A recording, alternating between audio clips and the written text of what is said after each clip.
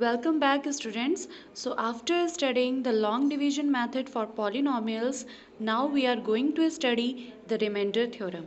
So what is remainder theorem? According to the remainder theorem, the dividend is equals to the divisor into quotient plus remainder. So this is applicable for the real numbers also and for the polynomials also. Now the generalized form of this remainder theorem has been evolved in the polynomials. So according to the generalized form of remainder theorem, this says if you have any polynomial px such that the degree of this polynomial is greater than or equal to 1. So if we divide it by any linear polynomial gx, this is a linear polynomial gx x minus a in the format of x minus a, where a is any real number. Then the value of this polynomial at the point a will define the remainder of the division. Means if we have a polynomial px with the degree greater than or equal to 1, when it is divided by a linear polynomial x minus a, then the value of remainder of this px by gx will be equal to the value of this polynomial at the point a. Mathematically you can see here px when divided by gx equals to x minus a, then p of a is equal to the remainder. Now let us understand it by one example.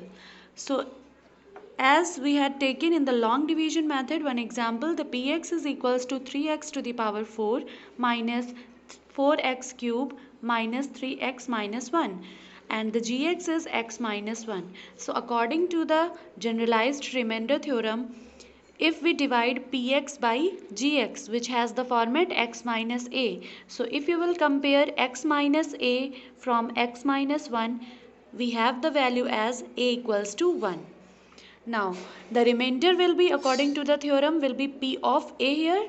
So replacing the value of a in the polynomial px. So here you can see p of 1 becomes 3 into 1 to the power 4 minus 4 1 cube minus 3 into 1 minus 1.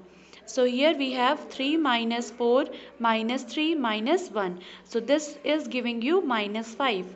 So the remainder of this polynomial when divided by gx equals to x minus 1 will be minus 5. So the application of this remainder theorem is you can directly calculate the value of the remainder without doing long division method. Let us see one more example here. So if you have px x cube minus 1 and gx is equals to x minus 1, and you need to find out the remainder when px is divided by gx. So without performing long division method you can easily get the remainder by using generalized remainder theorem. So let us use it. So here you know according to the theorem, if gx is equals to x minus a, so here if you compare it, then you will get the value of a, that is 1. So the value of polynomial at this point gives the value of remainder. So let us put this point in the polynomial. So here you can see p of a is equals to p of 1. So 1 cube minus 1 gives 1 minus 1 equals to 0. So here you got the remainder as 0. So whenever this condition will arise, it means the particular gx is the factor of given polynomial.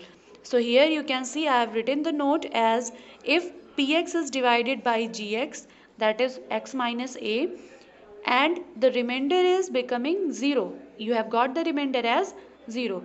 Then this is the factor, means this gx. Gx is the factor of the given polynomial. As there is no remainder, means the remainder was 0.